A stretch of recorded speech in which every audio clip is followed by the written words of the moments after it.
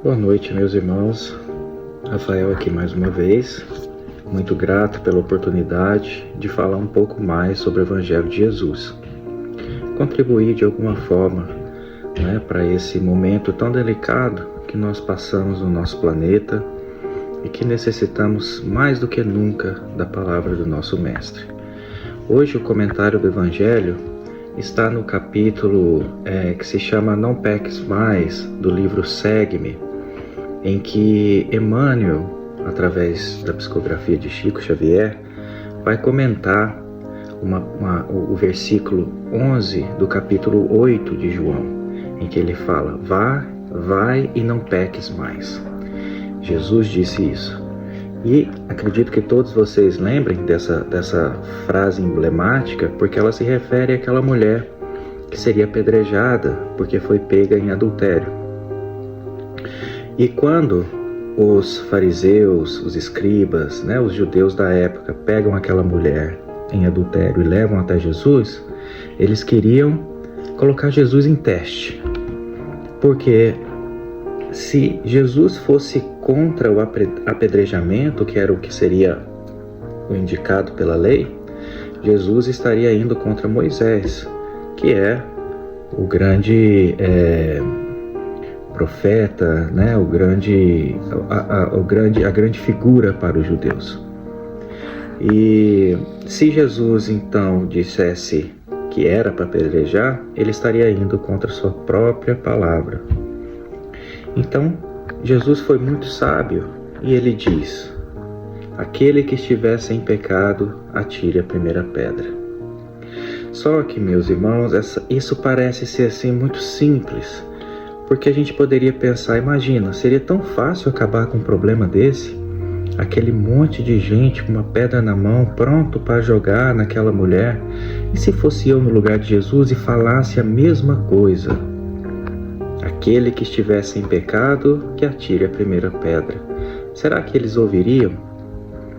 Então, o grande ensinamento dessa passagem, além daquilo que a gente costuma ver, que é o fato do perdão dos pecados, desse ensinamento de Jesus, mas mais do que isso, a gente precisa entender o seguinte: o que fez aqueles homens, aqueles fariseus e escribas, jogarem a pedra no chão e irem embora após essa frase emblemática de Jesus, vai, não peques mais, aquele que estivesse em pecado, atire a primeira pedra, foi, na verdade, não as palavras que Jesus disse, mas o magnetismo de Jesus, que envolveu a todos. Porque naquele momento, Jesus coloca na consciência de cada pessoa aquilo que estava em seu subconsciente, o subconsciente de cada um. Eu também sou pecador. Porque a palavra pecado, meus irmãos, ela tem um significado um pouco diferente do que a gente costuma pensar. Pecado significa errar o alvo. Errar o alvo. Então, toda vez que a gente erra o nosso alvo, e nesse caso a gente está falando da nossa evolução, nós pecamos. Então cada um ali sabia, por exemplo, os fariseus que batiam no peito dizendo que serviam a Deus, o que eles faziam na verdade?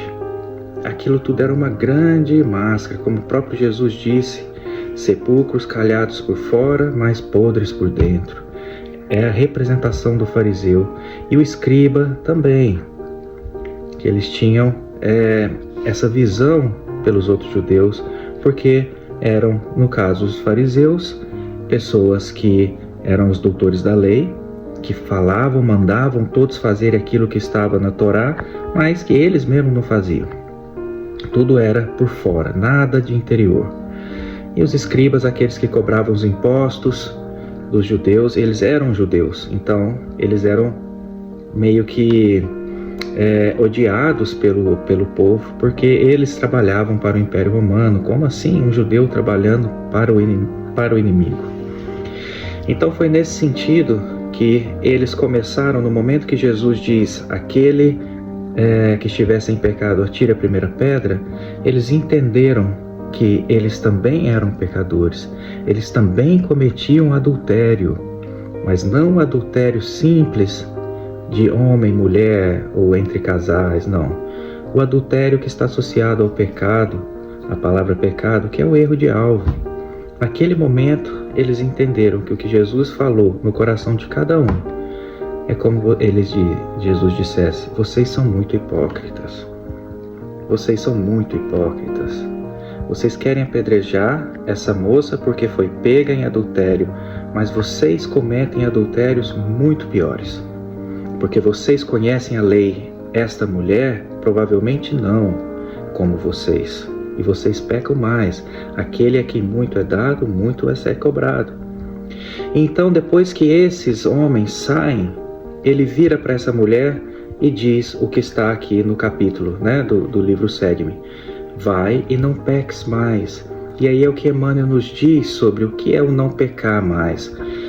Toda vez que nós somos, que Deus nos concede, ou a vida nos concede uma oportunidade após um erro, que a gente possa aproveitar essa oportunidade fazendo o bem, seguindo o caminho do bem.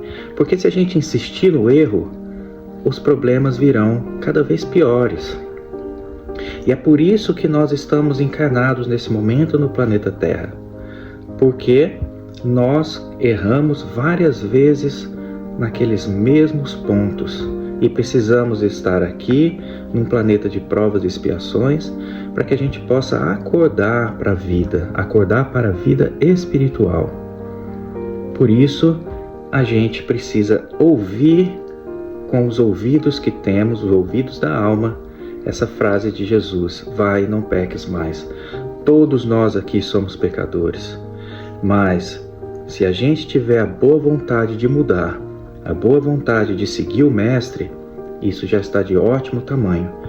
Porque, como diz Kardec, na verdade os Espíritos disseram a Kardec, que está no Evangelho segundo o Espiritismo, capítulo 17, sede perfeitos. O verdadeiro espírita, o verdadeiro cristão, não é aquele que é um anjo na presente existência, mas é aquele que se esforça para evoluir, se esforça para seguir Jesus, se esforça para atender às leis morais. Esses sim são aqueles que herdarão a terra regenerada. Então que a gente possa internalizar essa palavra de Jesus, que a gente possa olhar para dentro de nós, perceber os nossos erros, entendê-los e não pecar mais. Essa é a grande mensagem do nosso Mestre.